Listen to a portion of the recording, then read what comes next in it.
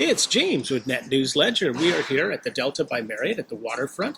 We're here with Marcus Powlowski, who's the Liberal candidate in Thunder Bay Rainy River, and we brought him here to the best part of Thunder Bay because we just know... Well, let me stop you right there, James. I want to correct you on that. Well, now I'm from the other side of town, which is obviously better than this side of town.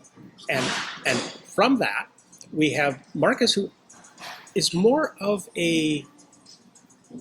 I don't know if I can call you a politician. You've come into this so new. Well, you know what? And no, I'm not much of a politician. You know, I didn't even run for student council in high school. So I am totally new to politics. But I would say that when somebody says he or she sounds like a politician, they don't usually mean it as a compliment. That is very, very true. And our apologies to all of the other candidates we've interviewed. Now, you've got a lot of experience. You're an emergency room physician. You've got an educational background that's second to none. What would bring you to want to do what you're doing now, running for the Liberal Party of Canada in Thunder Bay Rainy River? Well, it's a good question, and people keep telling me I have to get down my answer to this question. But it's a bit like, and I might be about the same age in you in life, and so at our age, we're at about chapter 23 in life. And so somebody asks us now, well, sum up the first 22 chapters in about 2 minutes or less. It's kind of difficult. But I guess I'd say, as a doctor, I quickly learned that, yes, you can help individuals, but a lot of people's problems, both physical and non-physical problems, are not anything you can do much about as a doctor. They're societal problems. You're just treating the individual. So, for example, whether it's substance abuse, drug and alcohol abuse, obesity, smoking, homelessness, and probably if you look at the social determinants of health and what affects people's health, poverty. I mean, those aren't things as a doctor you can do very much about. Now, in the emergency room, you certainly see the end results of those things, but as an emergency room doctor, you're just kind of a Band-Aid. You put, here, I'll fix you up now, and you send them back to what caused the problem again. And so if you really want to change things and make a better world, then I think you have to do some things at a societal level. So I went to school and I did my law degrees. I did all this other stuff a number of years ago in order to maybe to be able to make a change one day at that kind of higher level. I can relate to that. I spent 3 years as a professional ski patroller. And every day at about 2 o'clock in the afternoon, the students that would come up during the week from Calgary up to Fortress Mountain, we would have a rash of injuries. And the last hour of our day was crazy. And finally, I decided over one summer, I said, I think I'm going to go over to the ski school and I'm going to teach these kids how to ski. And my hope was that maybe that way I'm not going to see them get hurt. Well, let me give you the best example. And if you want to hear the origins of my political thinking. So I'm working in Swaziland. So Swaziland is a little country. On one side South Africa, the other side is Mozambique. This was a time in the civil war in Mozambique between Frelimo and Renamo, and a very nasty civil war. And there were, I believe, no real functioning hospitals in Mozambique. But we'd occasionally get landmine injuries from the border because we were close to the border.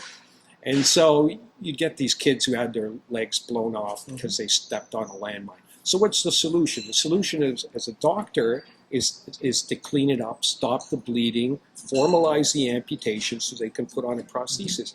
But this is no solution to the problem of landmines. This is, I mean, the real solution is stop landmines being planted. And who's responsible for landmines? Is it who invented the landmines? Who made the landmines? Which government taxed the people making the landmines?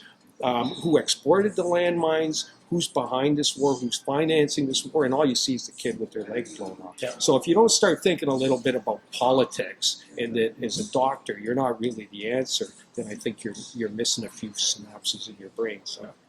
And so that led you to run and win in Thunder Bay Rainy River.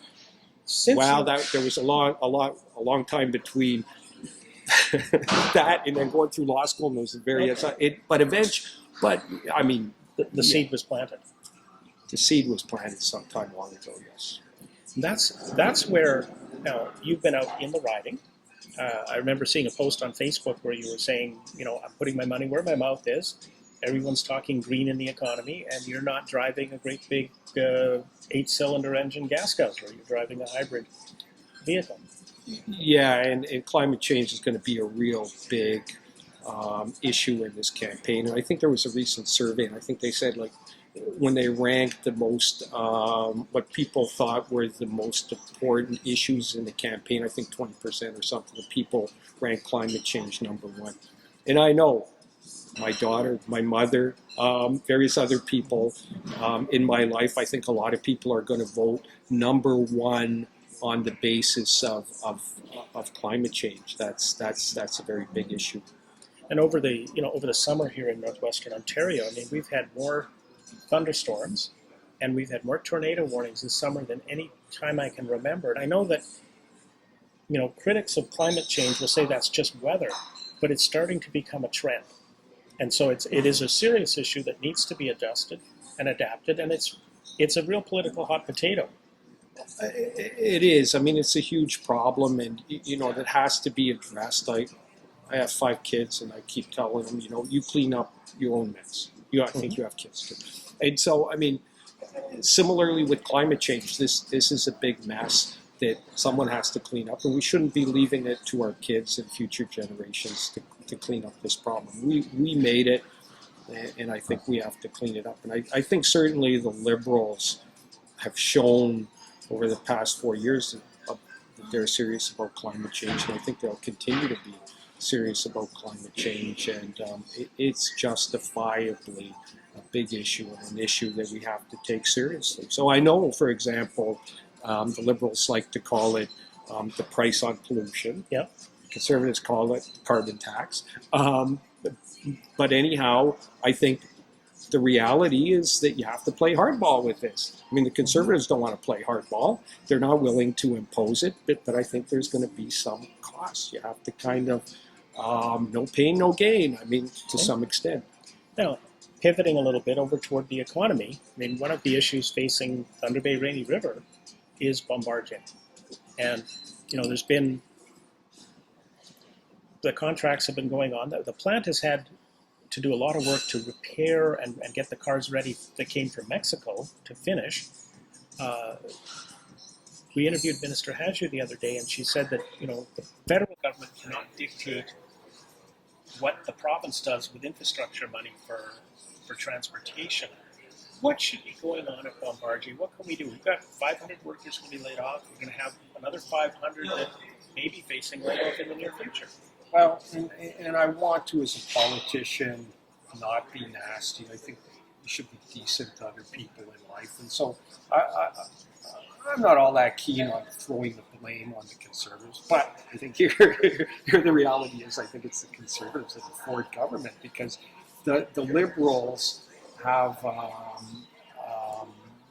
invested heavily in infrastructure. There's a program whereby they've invested, I think, $180 billion over 12 years in infrastructure development. There's an integrated bilateral agreement between the Government of Canada and the Ontario government for infrastructure spending, by which there's $7.5 billion set aside for public transit. But the way these cost-sharing programs work is it's under the Constitution. The province is the one that has to take the initiative, set up a proposal, and then afterwards the federal government then has the money to contribute, and they want to contribute. But, I mean, legally and officially, that proposal has to come from the Ontario government. So the Ontario government has yet to do that, even though it's obvious that in Southern Ontario, they're going to want, for the TTC, for GO Transit, for Metrolinx, they're going to want the cars, but they haven't put in the proposal. Now, maybe this is just by chance. They didn't put the proposal in. However, one might think that maybe the reason the Conservative government has not put these proposals in is because they don't want to give this gift to the Liberals that right before the election the Liberals can announce, well, we've got funding for this or that. So I know that, having talked to the people in Don Lesnack's office, that as of about 2 or 3 weeks ago, the Ontario government suddenly gave them 90 different proposals for infrastructure programs in the Thunder Bay Rainy River area. And there's no way, because this has to go through the proper channels, through the government bureaucracy. It's not going to get done before the election. Well, maybe that was just by chance, but I don't really think that's the case. So I think they're playing politics with it. And come on, these are people's jobs. I mean, these are people who are going to be laid off by Bombardment. These people are going to be at Christmas time. You're not getting paid. You're on unemployment insurance, and this is a big cost to the taxpayer because we're paying unemployment insurance. We're not getting the revenue by being able to tax their income. You're not taxing the company for the profits they're making. And there's certainly the harm to the Thunder Bay economy of not having that money into the economy. So there's really major financial implications. But I mean, more importantly, for the poor workers at Bombardment that are out of a job. So, I mean, I hate to say so, but I think the Conservatives in the Fort government kind of screwed Bombardment in the Bombardment workers. Now, as we move forward into the campaign, you've been out into the riding, and I hear all over from Fort Francis, Atikokan, and out into the outer areas. They hate when it's called the south side of Thunder Bay Rainy River, because Thunder Bay Rainy River is Thunder Bay Rainy River riding.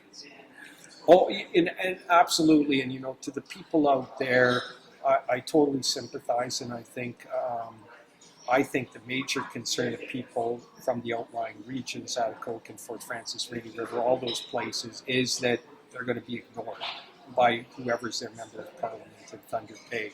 And we're just going to worry about people locally. But I certainly assure those of you out there that I take their interests as being as important as the interests of people in Thunder Bay. And moreover, I think that's a great part of the job. We were talking about some of the First Nations places.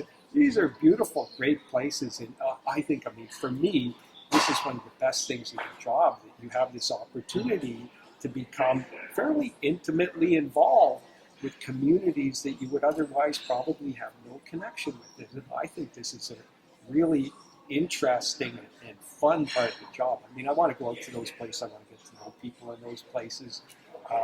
And in my life, I've worked in all these obscure places in my life too. And I like those places. And it's a good part of the job. So certainly you guys out there, you're as important as they are in people in the south side. I say Fort William, south side.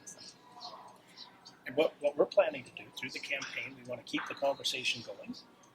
We want to, our goal this election, I call it Politics 2.0, and that's bringing our readers and voters and viewers all into the process so they can get a little bit of a better insight into the candidates so that you out there are going to be able to make a better decision.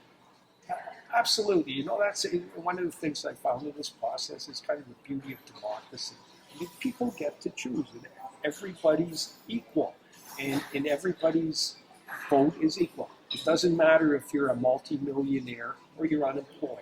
Each person has one vote and one vote only, and I think that's a great thing about it. And certainly the other thing about democracy is you have to find out what the people stand for, and hold them accountable if they don't do a job which you think is a good job.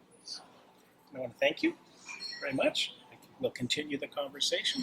This is James with NetNewsLedger. Stay tuned to our Politics 2.0 coverage. You are going to want to see what we're going to share with you.